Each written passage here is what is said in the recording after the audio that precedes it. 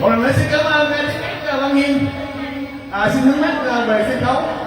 Tiếp theo đây một bản được mang tên Chiều Mưa Biên Giới với tiếng hát Chính Nga đến từ đơn vị Phú An. Xin cho Chính Nga một tràng vỗ tay. Xin mời Chính Nga. Xin cảm ơn. Hãy subscribe cho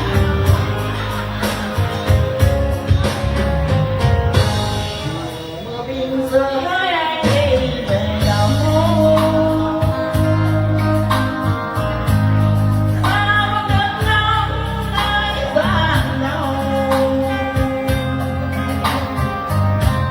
không bỏ lỡ những video hấp dẫn.